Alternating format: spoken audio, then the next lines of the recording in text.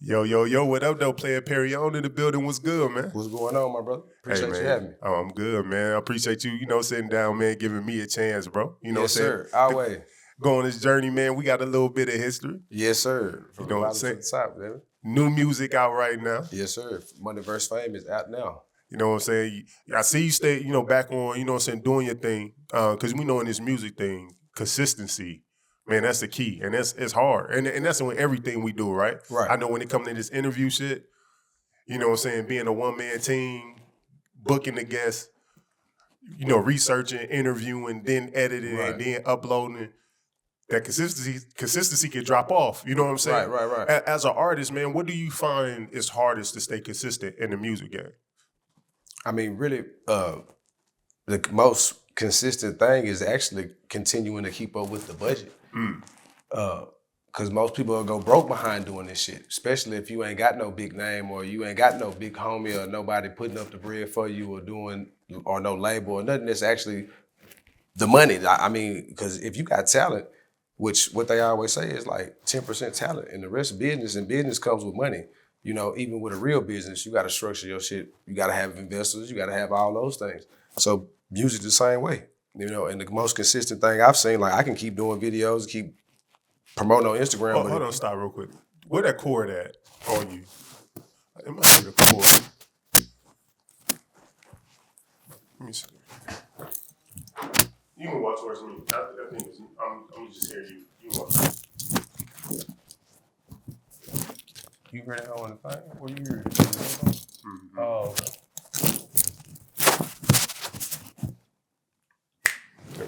Yeah. Sorry for the top. I'm thankful, man.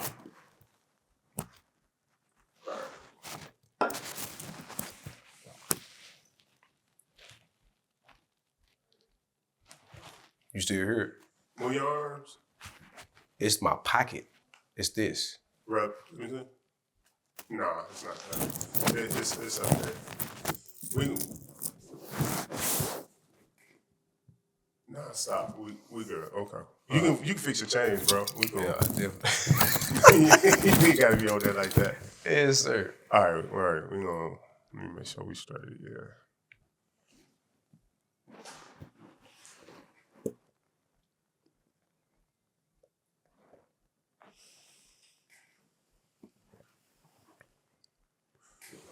All right, here we go. We're gonna start from the top. Yeah. All right.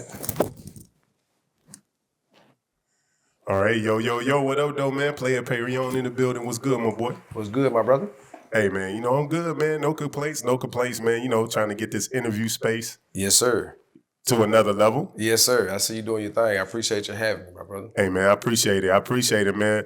I'm glad to sit down with you right now, man, because I know you've been consistent. New project out right now. Money vs. Fame out right now. EP out. Go check it out. Our platforms everywhere. Now, I like to talk about like because with everything in life, man, especially in this film game and the media space, consistency is big, and I think that's like that in any field you in. Right. Staying consistent, but it's tough. Right. Right. Like I said for myself, the editing of videos, shooting videos, booking the guests, doing all those things. Mm-hmm. Sometimes I could put a damper on consistency because I model a lot after what Vlad does. I model a lot after what Say Cheese do, but you forget that these people got a team. Right. So jumping out and trying to do what they doing, it takes work. It takes work. Yes, but sir. Also, I need more people. You know what I'm saying? Yeah. As an artist, what are some of the things that you feel like is hard at staying consistent in this game? I mean, it's really depend on everybody different. I can't speak for everybody, but I know that me keeping up, my everyday life and coming up with the budget for this shit and actually to do the business and keeping it going, because it takes a lot of money to do this shit. And if you don't have the right budget to do what you're doing, you kind of start chasing the wrong things, and you start kind of getting off focus because you're trying to keep shit up, Gotcha. And that's kind of what shit money versus fame mean, because you could be paying for promotion and paying for all this and everybody know who you is, but it's somebody you might not be up, so you live in you kind of keeping up. It's the keep up game. And really, I would rather have money and do what I want to do. You know what I'm saying? And come out when I want to come out because the music shit gonna be here. So it's like the biggest thing is keeping up with the budgets and keeping the team together and actually getting those type of things together. Because music is kind of easy when it comes down to it, you know? For sure. I seen an interview with Cotton, and he also, Sean Cotton from Say Cheese, and he also made a post that rappers these days always looking for a sugar daddy. That rappers always trying to find somebody to invest in them. And on the Vlad interview, he said he's past giving artists money when he signed them to Say Cheese. Mm-hmm. You know, he'll pay for the videos, he'll pay for, you know, the producers, he'll pay for all of that, but putting money in their pocket, right? He's beyond that because he said, number one, it makes the artist spoiled. Definitely. Once the artist blows through the money, then they become disgruntled in a label deal because they feel like you should give them more money. So he said he passed the sugar daddy stage. Yeah. How do you feel about that with artists? Because artists do look down on other artists who got big homies or people. I always hear this narrative now. Oh, man, I ain't got nobody backing me up. I only do it on my own. So this whole sugar daddy thing, what do you think about it? I mean, I think people use things to make their own narrative with shit because sugar daddy is just somebody kind of hating on somebody else's situation. Because everybody, when you first come in the game, you don't really know what you're doing, especially when you're young and you don't got a budget or you don't got shit. You want somebody to help you out. For sure. Right? And you want somebody to kind of either turn you on or invest in you. But then you start realizing that shit is going to take more than that. If you don't want nobody in control of your situation, these are the things you have to do and get your own bag. But I mean, I don't look down on people getting signed, you know, and I don't look down on nobody that works on another artist or whatever the case may be because that's their situation. But I don't want to be in that, you know. I want to own my own shit and put my own stuff up until we get some type of situation that works for us, right? But I mean, sugar daddy is just one of them things that people just, the internet talk about. You know, that's the internet shit. Got you. I kind of look at it like, I don't look at label as a sugar daddy situation. Same thing though. You could call it that. Yeah. I guess when I think of sugar daddy, I think of an artist who just started rapping, haven't really invested in themselves, haven't found a way to get money and gain leverage themselves. They just solely going around complaining and hoping that somebody will just put some money behind them because they rap. Yeah, if they, I mean, those type of people need to go get a job, you know, or go get something that makes sense. Because that's one thing I don't despise. Because I feel like that as an independent artist with my own team and own label, if you will, we have to put up everything. So no matter how you got to get the money, get the money. Everybody in my team may not have a job, may be still over here. I don't judge it, but if you come to the table and make shit happen, that's what you need to do. And I feel like a lot of niggas that are disgruntled in deals and stuff like that should never sign it because you wasn't ready to do that thing. Sure. You know? So let's talk about this EP, man. Just dropped. I mean, how many tracks on the EP? 7. 7. I had one with Money Man drop out, but we actually got a clear so it'll be on the next tape. That should be the worst, right? Say it again? I said that'd be the worst, trying to get the clearance. Yeah, Definitely. That'd be tough. What makes this, in your eyes, what makes this EP special to you? Because I actually put the work in for it. Like, we actually, like, when I say we, it's the team, like Family First, we actually did it together. And when you say something about a team, that shit really means something to me because I know my team believes in what I got going on and I believe in them. So when we come together and do stuff, it almost, that whole tape was like, I put my all into it, everybody around me put they all into what we was doing on that tape. And it ain't just rappers, it ain't talking about rappers, I'm talking about from every angle, from business aspects to motivating. Hey bro, you need to go back in there and go harder, you know, or whatever the case may be. Like, it felt like I did the right things, you know, and you could do rap and be rapping and not really do the right shit. You know what I'm saying? Real. But that tape, that EP really is the beginning of the new me, if you will, like the revamp from Playa Perrion to Playa Perrion, you know what I'm saying? And the boss up level, you know? When you look at the album, and out of the songs that's on there, which of the songs do you feel like is that one that really stamps the album to you, that you really rolling with? I mean, it's hard because when you put out an EP, it's like all the songs on there is like single material type shit. Gotcha. But what represents me the most on that tape would probably be Woke with me and Lucci, because the meaning of the song and the work that went into it and the people that's a part of that record. Like Grip actually did that song, you know what I'm saying? R.I.P. my nigga Grip, he was the producer and engineer. of the record, and we did that 2 days before he died. You know what I'm saying? Oh wow. And that record actually means a lot just on that standpoint because it actually, I put my soul into it, and it took me a year to do it. And then Lucci came and it was like, bro, that's the perfect song. I'm like, yeah, that's it. And that's how it went. And it was just like some of them type of songs speak to your soul. That's kind of the shit I like to do.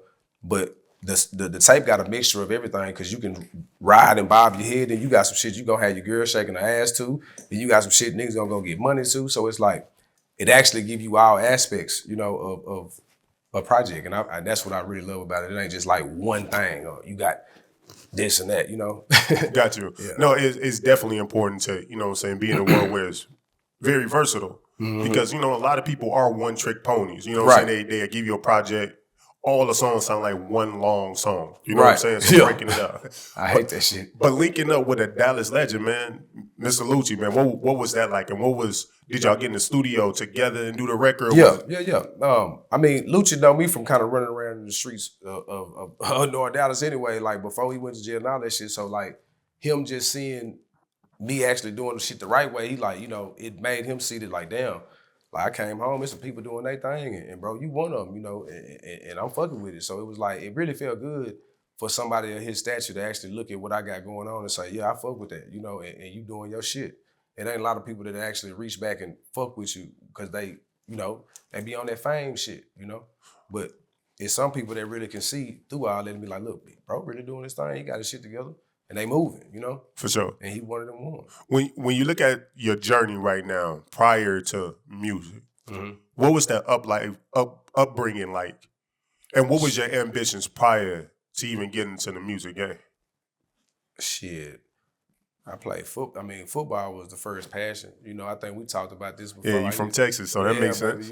Texas boy, we play football and it's really the street. So it's like, I kind of jumped out there early at a young age because I didn't know, what I wanted to do. Gotcha. You get lost in shit in the South, so you start goddamn running around doing what you want to do.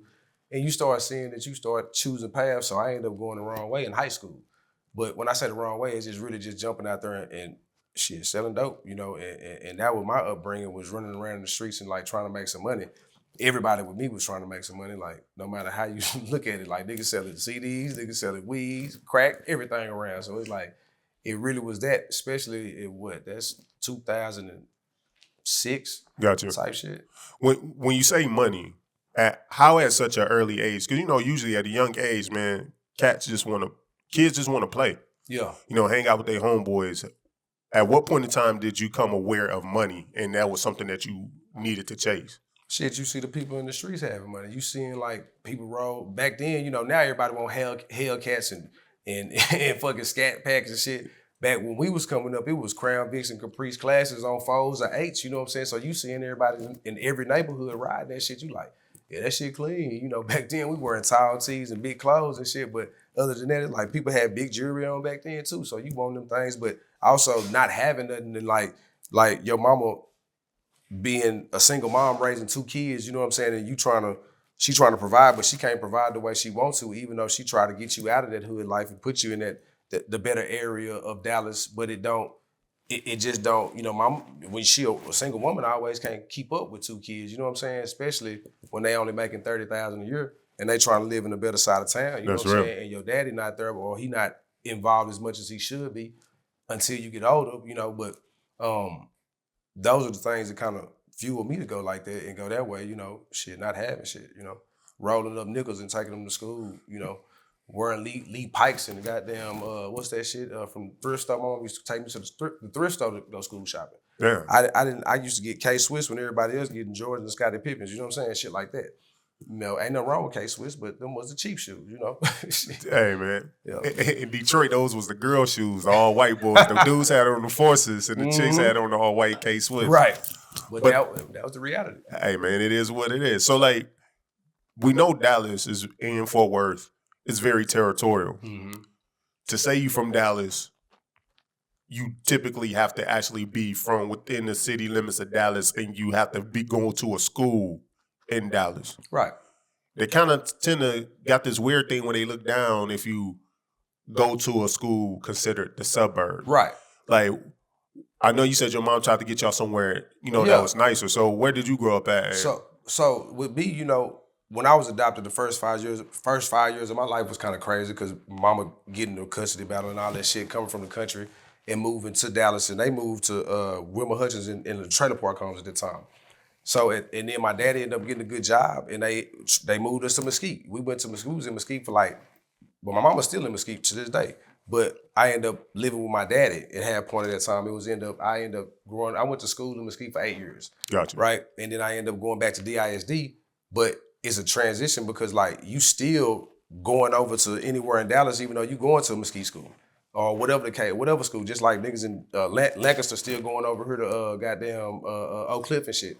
It's like the Grove. We used to run back and forth over there. But I grew up really in multiple sections of Dallas, but I was really raised in Mesquite in North Dallas. Right, I went to school for Berry Middle School for 2 years, and I went to Horn for a year and a half. So I got kicked out of MSID. Mesquite ISD. Ended up being in North Dallas High School and went to Spence, and I went to Thomas Jefferson as well. But for me, it's really like people make that shit so like where you from type shit, but it's like shit. Me being at the age I am now, it's like shit. I spent more time in the slums than I did even in them 8 years of my life going to school out there. My mama tried to give you something because when they coming from the country, bro, they coming from 15,000 population type shit. Gotcha. So Dallas slums and what we used to is still a lot better than the country. You know what I'm saying?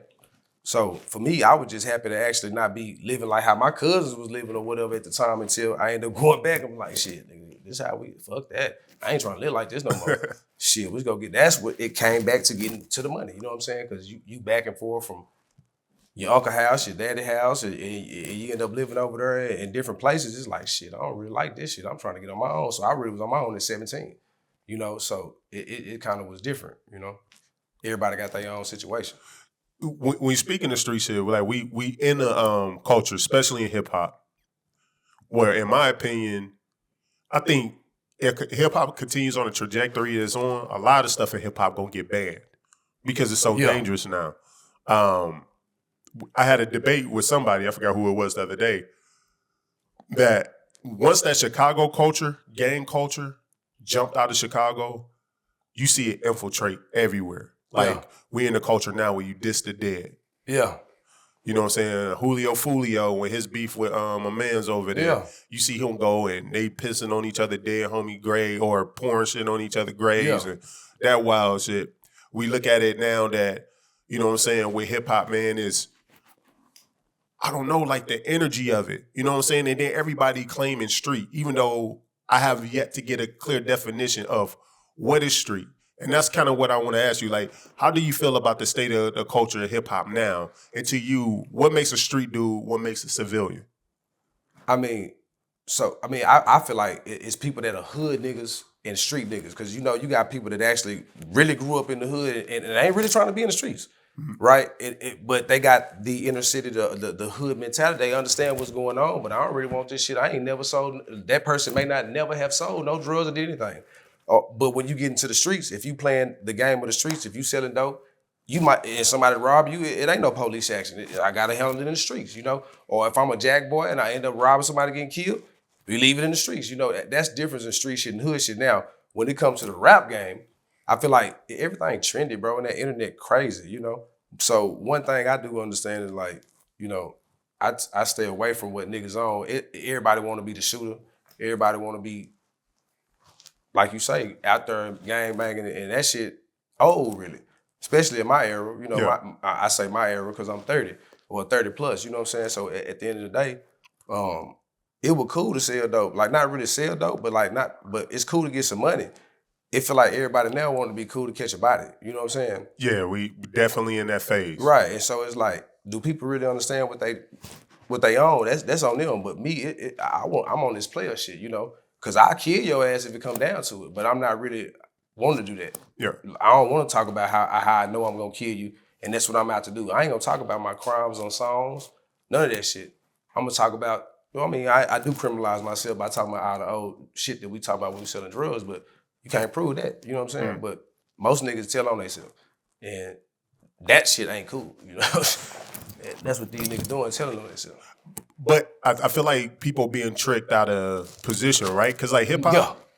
hop is entertainment. Mm-hmm. Like I use this analogy all the time. When I go to a movie and I see Denzel Washington playing a gangster, or I see him playing a crooked cop, I don't expect him to be that in real life. It is entertainment. As long as I walk away and that movie feels real, kudos. That's a good movie. Why in hip hop can't people just be actors in this musical? Why does it actually have to be real life? Because country music don't have to go through that. R&B, pop, all of those don't have to do that. It's because you don't rap under your government name. You rap under. I'm damn close, but yeah. But you under an alter ego. Yeah. You know what I'm saying? So this is a character in a musical. So why can't the character just be the character in the musical? And when the mic and the stage is off, you can just go being you and not have to blend personal life into entertainment life. It's called artist development. Most people don't know how to be artists. You know what I'm saying? If you're a real artist, you focus on being an artist and actually doing your job. Gotcha. That's the difference. And the internet has changed it where people can be who the fuck they want to be and play on that bitch all day and do what they feel that they want to do. And then they get in real life because, you know, what's the word? The internet makes you introvert from the real world, especially the coronavirus shit. Made everybody stay in the house. How you doing? The TikTok, woo, woo, woo. You know, yeah. So most people create their own persona until they actually run into the real thing. You know, and there's some real ones out here in the rap game that besides the internet that they actually didn't live that shit, and that's how they come off. But you know, I don't think the ones that really have lived it actually make that shit cool.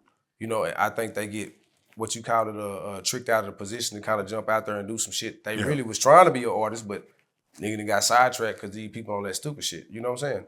But I feel like that being an artist is different. It's like a job, bro. You know what I'm saying? If people do their job like country singers do, how R&B singers do, you don't see Lil Baby getting no bullshit. That nigga's an artist. You know what I'm saying? That nigga's on artist mode at all times. For sure. The Baby, all of them. The ones that's making the money that you want to make. But I feel like it's two different type of levels of rappers when it comes to people that's successful in rap game. Like you got people that's internet successful and you got people that's successful. You know what I'm saying? Like in the rap. Like I don't think Lil Baby and them need fucking the Instagram.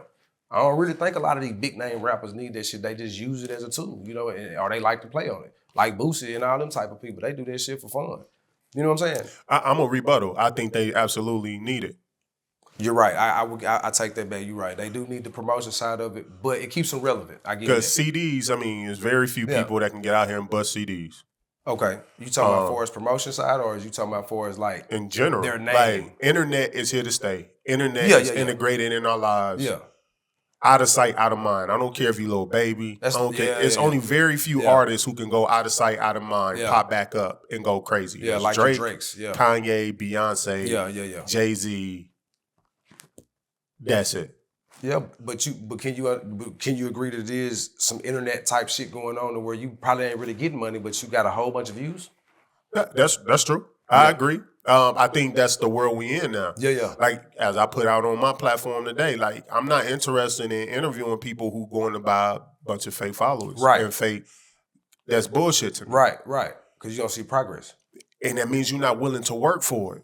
You rather just already cut the corner and look like something you not. Instead of just getting out and building. Like, only got 6,000 followers on IG, but I remember when I had 200 and I thought I was the man. Right.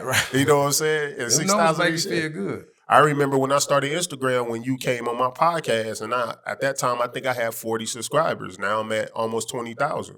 Right. That's good, bro. You know what I'm saying? I'm cool with the progression.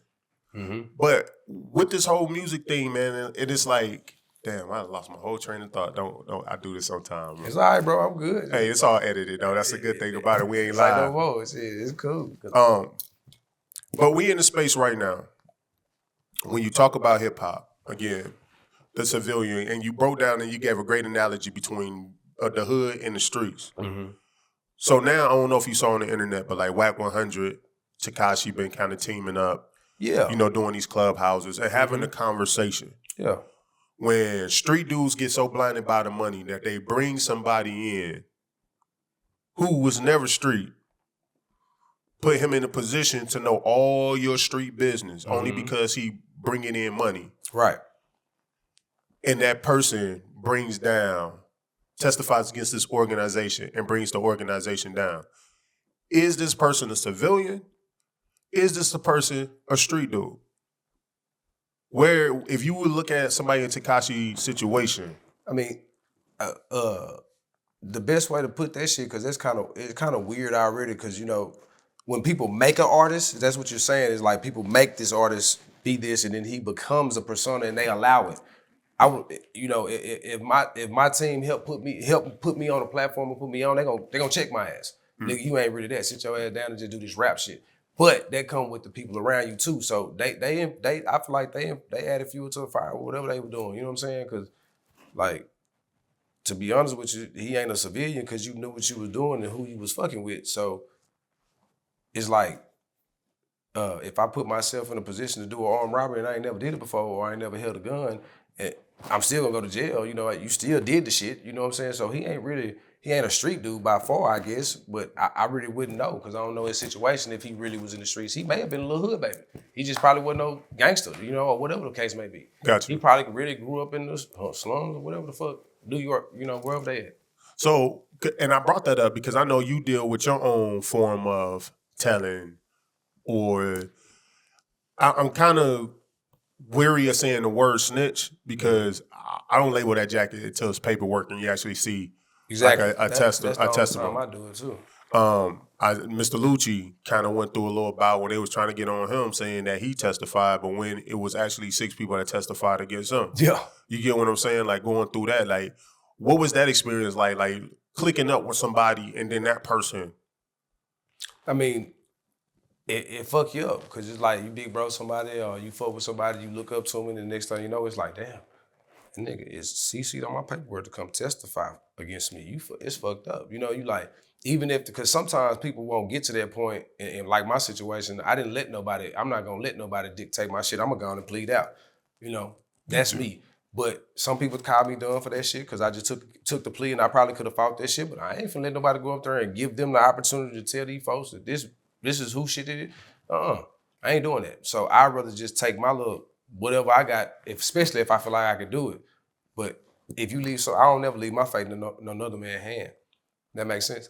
So when you took that plea, like, what exactly did you take a plea for? Possession of a controlled substance that wasn't mine. It was like 70 pills. Gotcha. And it was about a cutie or some weed in that motherfucker, and I think they had some powder in the car too. And I ain't had no dope on me. But you know, it's like that old thing. It's like, shit, if you get caught up with somebody and they don't take their charge, and they know that I'm going down for it, like, nigga, this your shit. Why you ain't saying nothing type shit? That it's a lot of people been in that situation where somebody might fuck around, throw the gun, or throw something in the back seat. Now, ain't nobody said nothing. The closest person to it is whose it is. But that's when people got to step up and kind of keep it 100. You know what I'm saying? Yeah. And especially if you know that this person, because my situation was, I wasn't gonna get out because I was on probation violation. You know what I'm saying? So I ain't coming home. You finna sit down until you get reinstated or whatever. So any enhanced charges you have added on to it, it just makes it worse for that person, unless the person you calling my brother or whatever, you know, stand up and say, oh, nah, bro, sir, this is mine, or no, that ain't his, or whatever the fuck. Get me out of the fire, but if you keep me in the fire, you already on some hoe ass shit. But then when I go to court or going to court and dealing with this, lawyers come back and say, you probably don't want to go to court because this person is going to be here doing this. Well, you start thinking, well, shit, I might can do 5 years probation, or I might can do a year TDC, because I ain't trying to take no 20, especially if I got X, Y, and Z, you know what I'm saying? I already own my shit. So, you know, everybody's situation different. You know, it's some people that don't even really get fucked off when they shit. It's some people that, you know, I just can't speak for everybody, bro, but my situation different. You know what I'm saying? They knew I was sitting down, and they knew they can get out of it. The police even know. See, the police, especially in Texas, they dirty. You know what I'm saying? Police will beat your ass in your cell.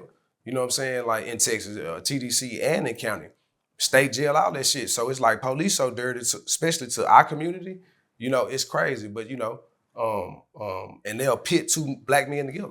And they'll know, well, he ain't gonna have no opportunity. I can't even offer him this. You know, these folks will do that shit.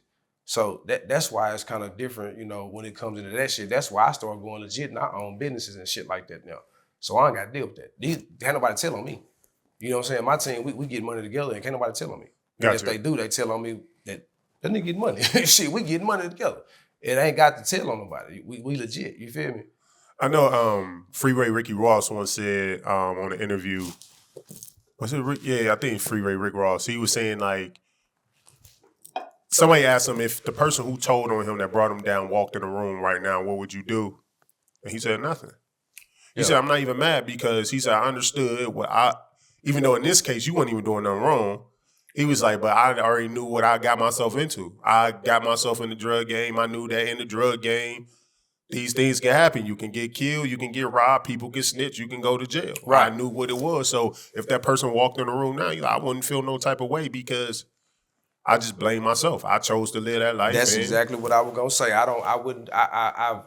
When I was younger, I wanted different things to happen and do different shit. But when you get older, you start looking at shit different, especially whenever like my situation, I'm the same way. It's like, shit, you ain't finna trick me out of my position now. You ain't finna stop these hundreds of thousands because your bitch ass was on some bullshit 2 years ago and you broke down, bitch ass nigga.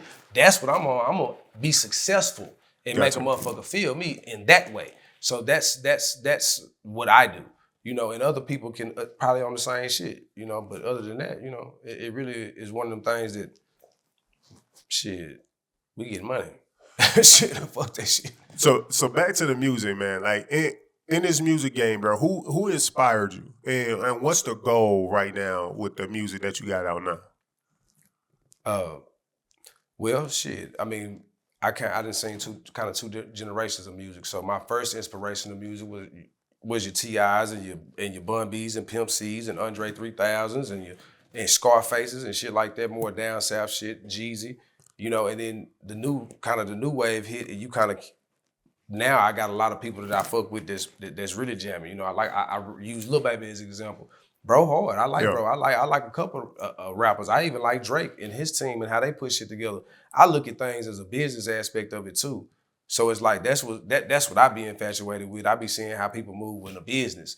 And then you know, people like your Doss, you know, that did it all the way independent. I be liking that type of shit.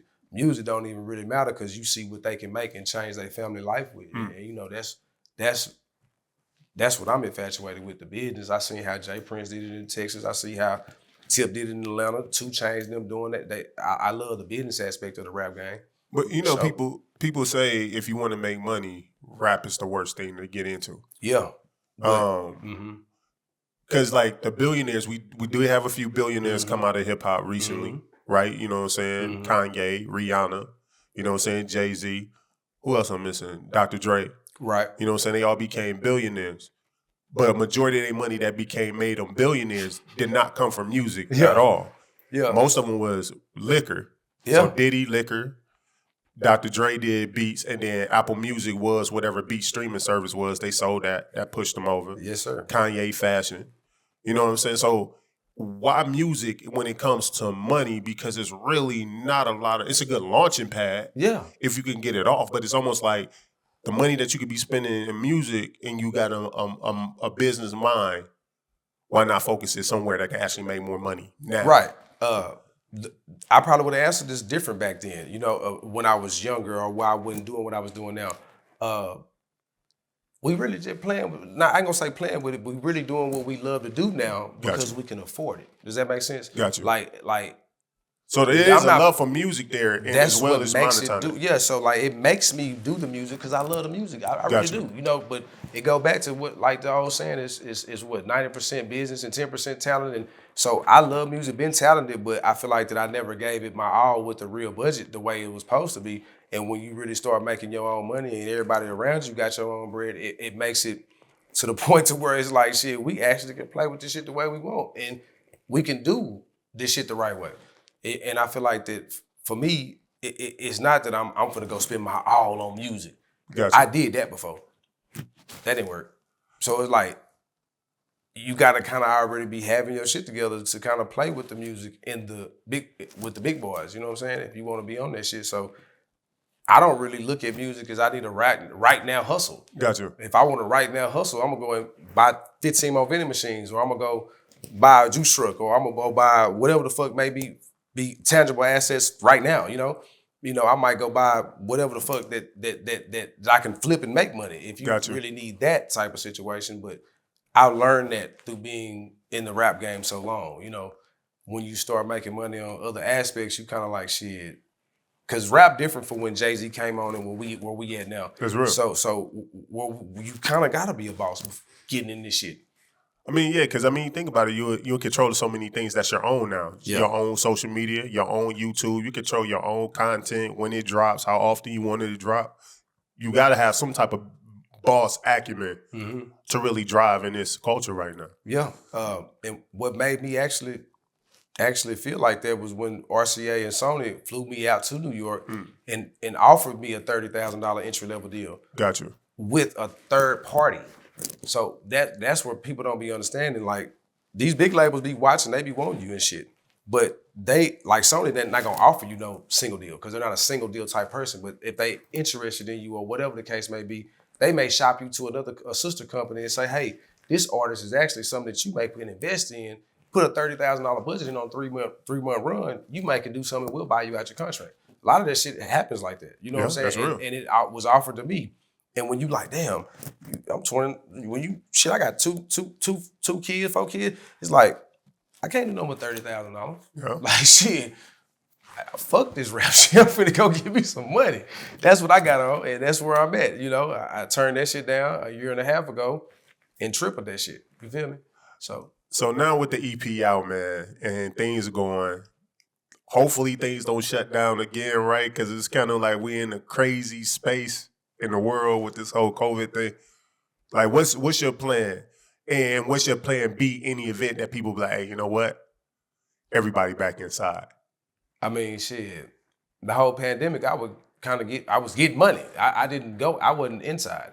So, I mean, I call it pandemic proof. Me and my team have built that net for us to where we kind of ain't really, shit, if rap stopped, we wasn't really making $100,000-$200,000 a year off that. Got you. So what we was doing before is going to continue to go. Like, our businesses, that's one thing, family first business is structured for us to be, to bring in that group economics and bring money together as Black entrepreneurs and actually make bread. So what we doing is essential to society, to where they're gonna buy it. Maybe not be clothes or whatever the case may be. It may be we own a car lot, and if people need cars, or we own whatever the case may be, vending machines. People still buy shit. You know, it's just different things that you have to invest in to keep you going. You know, we call it pandemic proof. Me and my team. Hey man, well, I want you to keep getting your money. I hope it don't shut back down. I hope it don't. I hope it don't for everybody else in the world's sake, but I don't think the government want us to miss that bread. We'll miss that bread for them, you know. And especially, at least in Texas. Yeah. He gets in Texas about that paper. Yeah, definitely Texas. Greg Abbott said, fuck that shit. Abbott hit that whole paid in full. People die every day, B. What? I seen that shit. He was on your shit, wasn't he? Oh, no, I had Clay Jenkins. Clay Jenkins shut it down. Abbott says keep it open. Clay Jenkins sued him and tried to make the mask mandate. But anyway, man, bro, I appreciate you sitting down with me. Appreciate the consistency. Music is crazy. Visuals is crazy. Yes, sir. I appreciate it, man. We're Dangerous out right now. That's the newest video we just dropped. Shit, it's doing pretty good. I'm trying to get my shit to where every time I'm dropping, we getting 100,000, 200,000 views. But that shit is a process that take time. Yeah, bro. And you know, shit ain't overnight. I've been doing this shit for a minute. Shit froze out with me and Baby as well. Shit take me down. We got 7 songs on the EP. We gonna have 7 videos drop with it. We got the one with me and Lucha, we already started to shoot. So shit is actually in the works now. So shit, you gonna see that real soon, my brother. All right, man. Well, Playa Perrion until we meet again, bro. Yes, Stay sir. safe. Likewise. Peace.